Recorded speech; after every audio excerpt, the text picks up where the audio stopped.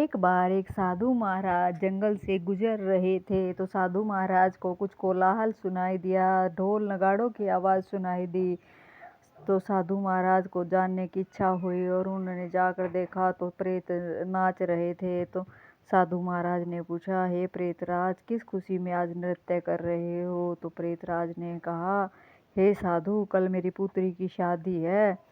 और साधु ने पूछा कि तुम्हारी पुत्री की शादी किसी प्रेत से? हाँ, मेरे प्रेत से ही शादी होगी, क्योंकि जो सेठ का लड़का है वह उसकी कल मृत्यु हो जाएगी और वह मरणशील है और वह बहुत ही पापी है। वह पक्का प्रेत बनेगा और प्रेत बनते ही मैं अपनी पुत्री की शादी उसके साथ कर दूंगा।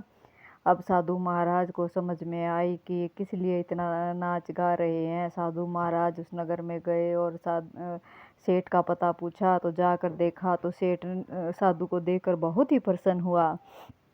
तो सेठ ने जाकर पुत्र को देखा, सेठ के पुत्र को देखा साधु ने, तो वह मरने को ही हो रहा था। तो उसने कहा कि अब पुत्र, तुम्हारे बचने की कोई उम्मीद नहीं है, इसीलिए एक ही सहारा है, अब तो प्रभु का नाम लो, राम राम भजो। राम राम भजने से तुम्हारी मुक्ति का सारे मार्ग हो जाएंगे। और राम राम करते ही वह प्रेत योनि से बच गया और राम राम के नाम से, राम नाम की महिमा से वह मुक्त हो गया प्रेत योनि से और सीधा स्वर्ग को गया। अगले दिन साधु आए तो प्रेत बहुत जोर जोर से रो रहे थे। साधु ने पूछा कि आज क्या बात है, तुम इतनी जोर जोर से क्यों रो रहे हो?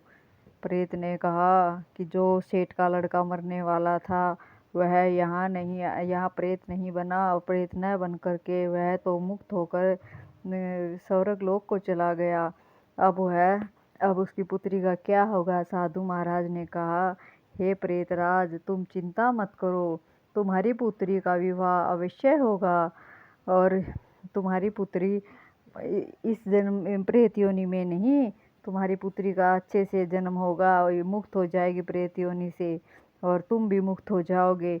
जो राम नाम की महिमा का गुणगान करते हैं वह अवश्य ही सारे पाप उनके कट जाते हैं, पापों से मुक्त हो जाते हैं और प्रेत योनि से तुम्हारी पुत्री की और तुम्हारी सबकी मुक्ति हो जाएगी और तुम्हारा जीवन स्वर्ग बन जाएगा।